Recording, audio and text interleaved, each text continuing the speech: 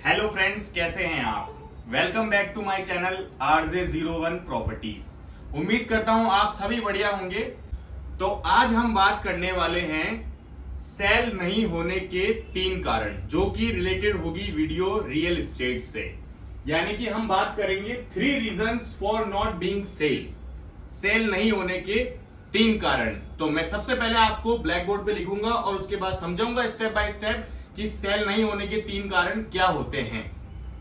तो जैसा कि सबसे पहला टॉपिक अपना है सही दिशा में मेहनत करना। यानी कि यदि हम किसी भी प्रकार से कोई भी काम कर रहे हैं तो उसकी सही डायरेक्शन क्या होती है वर्क करने की, हम सबसे पहले उस पर बात करेंगे। जिसपे इसके अंदर भी पहला टॉपिक ये है कि सही मकान पर मेहनत करना और सही ग्राहक पर मेहनत करना। अब अपन बताएंगे कि एक्चुअल में सही ग्राहक कैसा होता है, और दूसरा पॉइंट हम बताएंगे कि ऐसा कौन सा मकान है जिसपे हमें मेहनत करनी चाहिए और उस पर हमें मेहनत नहीं करनी चाहिए। सो अब शुरू करते हैं टॉपिक सही ग्राहक पर मेहनत करना, जो कि हमारा होगा सही दिशा में मेहनत करना। तो अब हम बात करते हैं कि यहां मैंने जो लिखा है कि सही ग्राहक पर मेहनत करना, लेकिन अब वो आप सोच रहे होंगे कि यार ग्राहक तो सभी समान होते हैं, कैसे मेहनत करेंगे। तो मैं आपको बताता हूं क्या होता है कि जब भी ग्राहक, आपने मान लीजिए कोई भी सोशल मीडिया या आपके किसी रेफरेंस ने मकान देख लिया कि यार ये मकान उनके पास बिका हुआ है, या फिर 1% के लिए अपन मान के चलते हैं कि आपने किसी सोशल मीडिया पे आपने जो अपना एडवर्टाइजमेंट डाला कि यार मुझे ये 50 लाख रुपए का, 20 लाख रुपए का, 1 करोड़ का, 1.5 करोड़ का, जो भी आपके पास मकान है या आपकी जो भी समरी है आपके पास, उसका आपने ऐड डाला कि मुझे ये मकान सेल करना है। ठीक है, अब ग्राहक क्या करेगा, सबसे पहले आपको फोन करेगा कि मैडम या सर, मैंने आपका जो है ये मकान देखा है यहाँ पर, और आप जो है इसका बजट बताइए क्या मांग रहे हैं और क्या नहीं मांग रहे हैं। तो अब जो सेल्समैन है जो आपका बात कर रहा है वो क्या कहेगा कि यार इस मकान के हम 50 लाख रुपए मांग रहे हैं या 1 करोड़ मांग रहे हैं, जो भी उसकी मकान की वैल्यू है। तो आपने उसको कह दिया एक समय के लिए हम 50 लाख रुपए मांग रहे हैं। अब ग्राहक का बजट होगा अगर 50 लाख रुपए का, तो वो चल के आएगा। ठीक है, वो आपके पास चल के आया, आप उसको अपनी गाड़ी पे बैठा के या जैसे भी वो XYZ वो अपनी खुद की व्हीकल से चला गया, आप उसको मकान पे ले गए, आपने उसको 50 लाख रुपए का, अब आपको इतना पता है कि उसका बजट 50 लाख रुपए का, तो आप क्या करेंगे, उसको मकान सजेस्ट करेंगे कि यार आप है ना, हमारे पास वहां भी पड़ा है, हमारे पास यहाँ भी पड़ा है, वो भी 55 लाख रुपीज का है, 45 लाख रुपीज का आपके बजट की चीज है। तो वो क्या करेगा, आपके पीछे पीछे पीछे आपने उसको 3 से 4 मकान या प्लॉट विजिट कराए। अब क्या होगा कि ग्राहक अपने घर जाएगा। अब आप सोचेंगे कि यार हमारे पास फोन नहीं आया, या फिर है ना, अक्सर ये होता है कि ग्राहक विजिट करने के बाद में आपका फोन नहीं उठाएगा, या आप फोन करेंगे तो रेस्पॉन्स अच्छे से नहीं देगा। उसका रीजन ये है कि ग्राहक बेवकूफ नहीं है, बेवकूफ आप है। पूछिए कैसे, वो ऐसे कि आपने उसका 50 लाख रुपए बजट सुन के आपने ये तो सोच लिया कि यार ये मकान लेने वाला है, लेकिन आपने उसकी जेब नहीं देखी कि उसके अंदर पैसा कितना है और वो लोन कितना लेगा। सीधे सीधे हम बात करते हैं, आपको क्लाइंट से सबसे पहले जब भी वो फोन करता है तो आपको विजिट पर नहीं लेके जाना है, उसको या तो अपने ऑफिस बुलाइए, अगर ऑफिस नहीं भी आता है तो वर्बली आप उससे पूछिए कि आपका बजट यदि 50 लाख रुपए है तो सर आप इसमें पेमेंट मेथड क्या रखेंगे, आप कैश लेंगे या लोन लेंगे या क्या लेंगे। तो वो आपको सारी चीजें, यदि फिर उसके बाद में जब बताएगा कि भाई मुझे 30 लाख रुपए का लोन चाहिए और 20 लाख रुपए का कैश करना है मुझे, या फिर वो बोलेगा कि यार नहीं मेरे पास तो पूरे कैश है, या फिर वो बोलेगा तीसरी कंडीशन में कि मुझे 50 लाख रुपए का पूरा लोन चाहिए। ठीक है, यहां तक समझ में आया।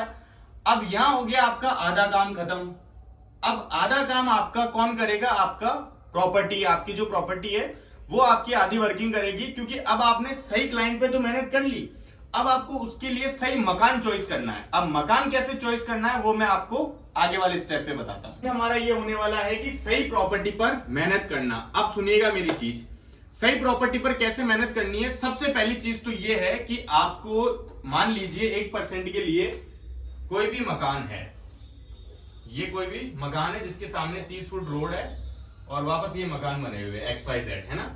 सबसे पहली चीज ये है कि आज आपके पास जो मकान, यानी कि जो आपके पास डेटा होगा, आपकी जो समरी होगी ना, जो आपके पास आपकी दुकान में जो जो चीजें रखी हुई है वो ऐसी होनी चाहिए कि सबसे पहली चीज तो वो आप ही के पास होनी चाहिए, और दूसरी चीज ऐसी होनी चाहिए कि आपको मार्केट रेट जो है उसके अकॉर्डिंग होनी चाहिए। एग्जाम्पल मैं आपको देता हूं, जैसे कि मान लीजिए इस मकान की रेट 50 लाख रुपीज है, जैसा कि आपके इस ग्राहक का बजट है। अब इस मकान की रेट तो 50 लाख रुपीज है, लेकिन मार्केट में ये रेट 50 लाख रुपीज है या नहीं है इसका आपको पता होना चाहिए। इसमें आप बेवकूफ कैसे बनेंगे कि मान लीजिए कि इसके 50 लाख रुपए इस मकान की एक्चुअल वैल्यू है, या हो सकता है कि आसपास में मार्केट वैल्यू है 50 लाख रुपए। अब आपको पता हो या नहीं पता हो, मान लो आपको सेलर ने कह दिया कि यार मुझे 50 लाख रुपए सेल करना, अब आपने डायरेक्ट 60 लाख रुपए बता दिए, 55 लाख रुपए बता दिए। अब जो ये ग्राहक जो आ रहा है ये भी 50 लाख रुपए का बजट लेके आ रहा है, तो ये बेवकूफ नहीं है, इसको भी पता है कि भाई कौन सी रेट कहां चल रही है और कहां नहीं चल रही है। तो हमें क्या करना है कि उसको सबसे पहली चीज तो हमारे जो मकान है वो रेट टू रेट होने चाहिए। 2-5 लाख रुपए का डिफरेंस होता है, ठीक है, इतना चलता है, लेकिन अपने को ज्यादा नहीं बताने की यार बहुत ज्यादा ही 10 लाख रुपए ऊपर बढ़ा दिए अपन ने, समझ रहे हो। हेलो इधर। तो अब मैं आपको बताता हूं कि इस 50 लाख रुपए के मकान के अंदर इसकी क्या विशेषता ऐसी होनी चाहिए जो इस ग्राहक से मेल खाएगी। तो सेम आपको जो आपका सेलर जो है, यानी कि जिसके घर आप मकान देखने गए हो, जो अपना मकान बेचना चाहता है, उससे आपको सबसे पहली चीज ये पूछनी है कि सर आप 1 नंबर और 2 नंबर में कैसे लेंगे। यानी कि ये हमारी मारवाड़ियों की भाषा है, राजस्थानी, कि आप 1 नंबर और 2 नंबर में पैसे कैसे लेंगे। अब आते हैं हम लीगल में। आपको सीधा उससे ये पूछना है कि भैया आप रजिस्ट्री कितने अमाउंट की करोगे। अब ये कह देता है कि यार सर मुझे तो मकान के 50 लाख रुपए मांग रहा हूं और मुझे रजिस्ट्री करनी है 25 लाख रुपए की, या फिर मान लो उसको करनी है 20 लाख रुपए की। अच्छा, रजिस्ट्री जो वहां की जो डीएलसी वैल्यू है उससे कम कभी नहीं हो सकती है, तो मान लो कि उसको करनी है 20 लाख रुपए की। अब वो बोले कि यार मुझे तो 20 लाख रुपए 1 नंबर में देने हैं और बाकी के जो है मुझे 30 लाख रुपए कैश चाहिए। ऐसी कैटेगरी में क्या होगा कि आपका ये ग्राहक जो आपने जो इसको मकान दिखाए ये कभी भी सफल नहीं होगा। उसका रीजन ये है क्योंकि जब ये पूछने आएगा तो आप इसको क्या कहोगे, 50 लाख रुपए मांग रहे हो।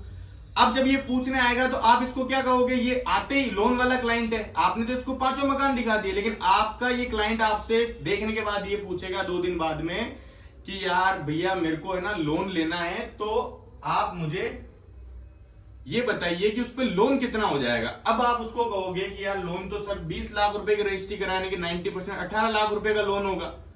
अब वो ग्राहक आपका यहां से पीछा छोड़ देगा, बोले यार ये चीज अपने बस की नहीं है। तो अब इसमें पागल आप बने या ग्राहक बना। आप लेके गए प्लॉट को, आप मकान दिखाने ले गए, उसको दिखा दिया, फ्री हो गए, लेकिन आपकी ये गलती थी इसमें कि आपने उसको वो मकान नहीं दिखाया जो उसके बजट के थे, जो उसकी क्राइटेरिया को फिल कर रहे थे कि यार हमें ये इस क्राइटेरिया में जाना है। तो आपको क्या करना, हमेशा क्लाइंट को दिखाने से पहले आपको उनसे मिलती जुलती चीजें दिखानी है, कि जिसमें अब आपको इसको यही वाले मकान दिखाने थे जहां पे इसको 20 लाख रुपए कैश देने पड़ जावे और 30 लाख रुपए लोन हो जावे, क्योंकि 10 लाख रुपए का डिफरेंस बहुत ज्यादा होता है। तो ऐसी छोटी छोटी चीजें हम आपको बताते रहते हैं। तो नई वीडियोस के साथ अब मिलेंगे हम। #RJ01 properties channel like subscriber जरूर कीजिएगा, क्योंकि एक साल में वीडियो आती है, आप प्रेम दिखाते नहीं हो हमें। Thank you.